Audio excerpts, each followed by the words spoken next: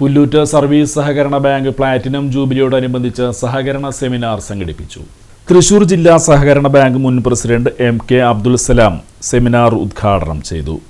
അവരെ പൊതുമേഖലയിൽ ഷെയർ സ്വീകരിക്കാം, അങ്ങനെ സംവിധാനം RBIയുടെ ഭാഗത്തുണ്ട്.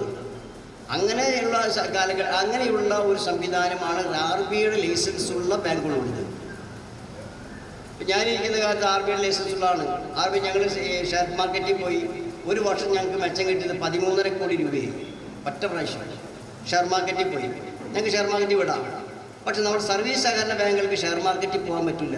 പൊതുമേഖലയിൽ നമുക്ക് സഹകരണം സ്വീകരിക്കാനും പറ്റാത്ത ഒരു ഘട്ടത്തിലാണ് നമ്മൾ നിൽക്കുന്നത്. അപ്പോൾ സഹകരണ മേഖലയും ഈ സർവീസ് സഹകരണ ബാങ്ക് മറ്റ് RBIയിലെ പോലുള്ള നിയന്ത്രണത്തിലുള്ള ബാങ്കുകളും കേരളത്തിലെ സർവീസ് സഹകരണ ബാങ്കിലെ സർപ്ലസ് ഫണ്ടാണ്. ആ സർപ്ലസ് ഫണ്ട് ഉപയോഗിച്ച് ഷെയർ മാർക്കറ്റിൽ പോയി നമ്മൾ സംവിധാനം മെച്ചപ്പെടുത്താൻ കഴിയും എന്ന വിശ്വാസക്കാരെയാണ്. ഞങ്ങൾ ഒരിക്കൽ ഇത് കഴിഞ്ഞ ഗവൺമെൻറ്റിൻ്റെ കാലത്ത് ഇത് അവതരിപ്പിച്ചതാണ്.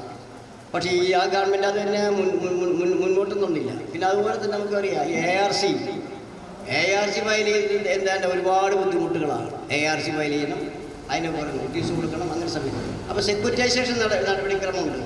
നമ്മുടെ RBIയുടെ കീഴിലുള്ള റിസർവ് ബാങ്കുകളൊക്കെ സെക്യൂരിറ്റൈസേഷൻ നടപടിക്രമം അത് വളരെ ലളിതമാണ്. ആ ലളിതം അത്രയും അങ്ങനെ പോകാൻ പറ്റില്ലെങ്കിലും മഹാരാഷ്ട്രയിലും ആന്ധ്രയിലും ഇതിൻ്റെ മറ്റൊരു ഒരു നിയമം ഉണ്ടായിട്ടുണ്ട്. സഹകരണ സംഘം അസിസ്റ്റന്റ് രജിസ്ട്രാർ K. ഹരി സഹകരണ ബാങ്കുകളുടെ പ്രാധാന്യവും വർത്തമാന പ്രശ്നങ്ങളും പരിഹാര മാർഗങ്ങളും എന്ന വിഷയത്തെ അധികരിച്ച് സംസാരിച്ചു. ബാങ്ക് പ്രസിഡന്റ് KG മുരളീധരൻ അധ്യക്ഷത വഹിച്ചു.